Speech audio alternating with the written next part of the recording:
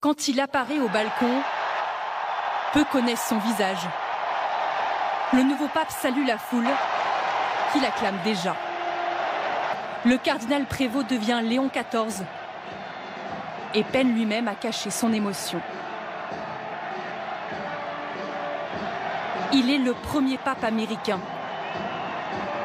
Un homme de terrain, missionnaire, et ses premiers mots sont pour appeler à la paix.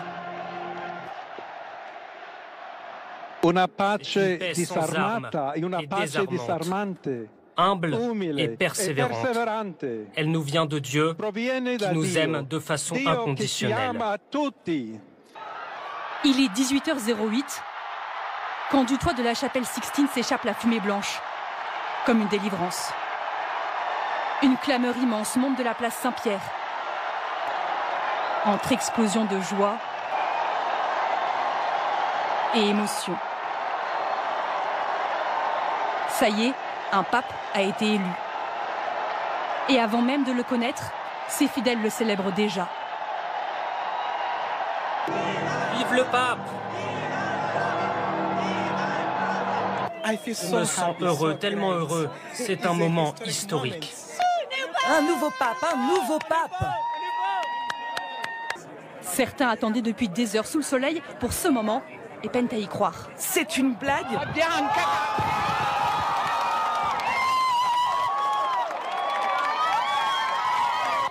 C'est bien une fumée blanche, on a un pape. L'ambiance c'est fou, les gens ont sauté. Dès que la fumée est apparue, tout le monde a sauté, a crié de joie, applaudi, les larmes aux yeux. Voilà. Les cloches sonnent pour confirmer la nouvelle au monde entier et surtout aux 1,4 milliard de catholiques. À Rome, la foule afflue, se presse pour être aux premières loges. On est euphorique. Le monde courait, criait. On a eu beaucoup de chance parce qu'on ne pensait pas que la fumée blanche tomberait aujourd'hui. On était à Piazza des Novana, on buvait un petit spritz et là on a reçu une info et on a dit bon on court alors jusqu'à là-bas. Il n'a fallu que 25 heures et 4 votes aux cardinaux pour élire ce 267e pape.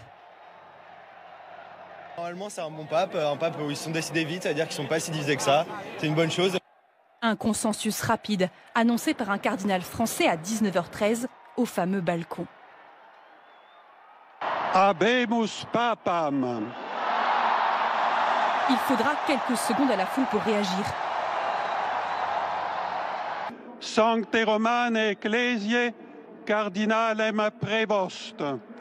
Car comme souvent, ce n'est pas un favori, mais un homme discret que les cardinaux ont choisi d'élire. Le nouveau pape est un Américain de 69 ans, né d'une mère espagnole et d'un père franco-italien. Robertus Franciscus Cardinalis Prévost. Robert Francis Prévost, 267e pape de l'histoire, a choisi pour nom Léon XIV. Le nouveau souverain pontife fut un proche de François, dont il a soutenu les réformes. Un homme de confiance que l'ancien pape avait nommé à ses côtés, à un poste important il y a 2 ans. Je pense que ce n'est pas une coïncidence que le pape François m'ait choisi, parce que j'ai été un missionnaire toute ma vie. J'ai travaillé au Pérou, mais je suis aussi un Américain et je connais bien cette église et les défis auxquels elle fait face. Partisan d'une église plus ouverte et proche des fidèles, Léon XIV est considéré comme modéré, prudent sur les questions sociétales ou sexuelles. Cet homme timide, au sourire discret et qu'on dit très à l'écoute, ne faisait pas partie des favoris à la fonction de pape. Polyglotte, Léon XIV est selon les vaticanistes dans la droite ligne de l'église multiculturelle et universelle, prônée ces dernières années par le pape François. Et on retourne place Saint-Pierre où se trouve Jean-Christophe Galeazzi qui se trouve au milieu des fidèles en joie. Oui, alors que la place Saint-Pierre est en train de se vider après l'apparition et la première prise de parole du pape Léon XIV, je suis avec 2 Français qui sont de passage à Rome. C'est Lucie et Colas. Bonsoir à tous les deux. Alors, qu'est-ce que ça fait d'être là? Vous n'étiez pas là pour l'événement, vous avez d'autres motivations, d'être là pour l'élection du nouveau pape.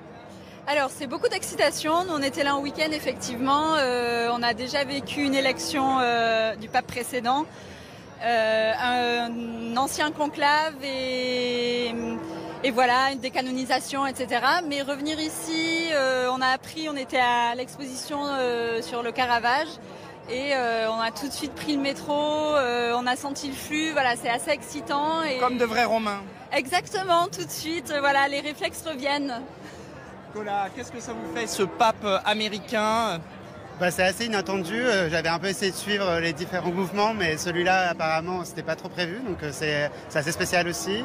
Et puis pareil, comme disait Lucie, de pouvoir voir les gens courir dans la rue pour vraiment arriver à temps pour pouvoir le voir au balcon, c'est vrai que c'est spécial. Une sacrée ambiance, un pape qui parle d'amour, qui parle beaucoup de paix aussi, et on sait que le monde en a besoin. C'est quelque chose qui vous rejoint ?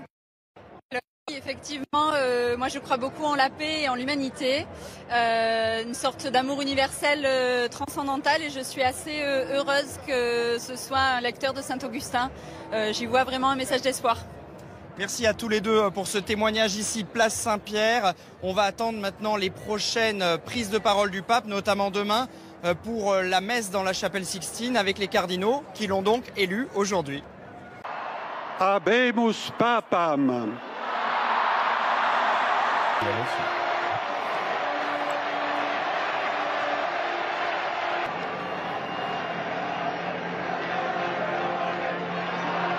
tout mis. Il a tout mis. Il a tout mis. Il a tout mis.